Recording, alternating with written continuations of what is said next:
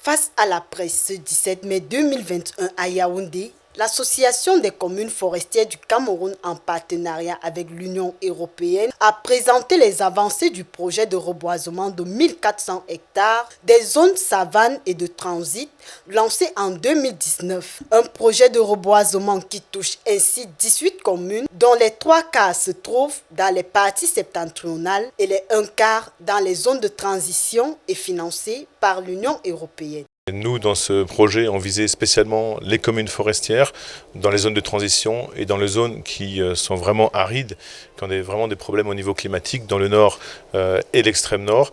Donc d'abord, on veut travailler avec les gens les plus proches du terrain. Et comme je le soulignais tout à l'heure, dans l'extrême nord, par exemple dans le Mayo-Sava, ou dans le Logon-Echari, dans plusieurs communes, ce projet, c'est l'unique projet qui reste. Tout le monde est parti et le seul projet aujourd'hui qui apporte quelque chose à la population, un projet avec l'appui de l'Union européenne, c'est ce projet qui apporte beaucoup de revenus aux populations. Rendu à cette date, le projet Reboisement 1400 connaît des avancées spectaculaires et englobe plusieurs domaines tels que le social et l'éducation, entre autres. Aujourd'hui, après les 2400 hectares de plantations qui ont été mis en place sur les 1400 qui sont des objectifs fixés par des partenaires au bout de 4 ans. Donc au bout de 2 ans, nous sommes à près de 2400 hectares, sans compter des plantations d'alignement, c'est-à-dire des plantations d'ornement qu'il y a dans des villes, mais aussi des espaces d'arboretum scolaire. Parce qu'à travers ce projet, on développe aussi un programme d'éducation environnementale dans des communes en collaboration avec des écoles, des collèges et aussi des établissements qui sont présents sur ça. Des avancées satisfaisantes selon le président de l'Association des communes forestières du Cameroun. Malgré le contexte marqué par la pandémie de la Covid-19 et les différentes crises sécuritaires auxquelles le pays fait face. Le premier mot, c'est un mot de satisfaction totale pour un projet action commune forestière. Et je voudrais profiter ici pour féliciter notre bras séculier, le centre technique de la foresterie communale qui nous accompagne au quotidien.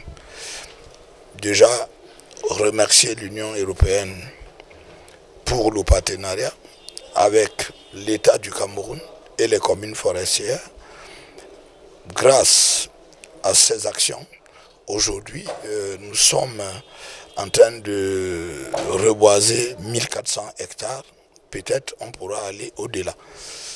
C'est un projet de satisfaction totale pour nous. Une satisfaction qui ne demeure pas sans effet au niveau des communes bénéficiaires. Au-delà du reboisement, ce projet est aussi générateur des sources de revenus au profit des populations. Nous avons d'autres activités que nous menons. Par exemple, dans ce projet, on plante de l'anacardier. Et vous savez bien que c'est un plant qui produit une grande plus-value et qui est exploité.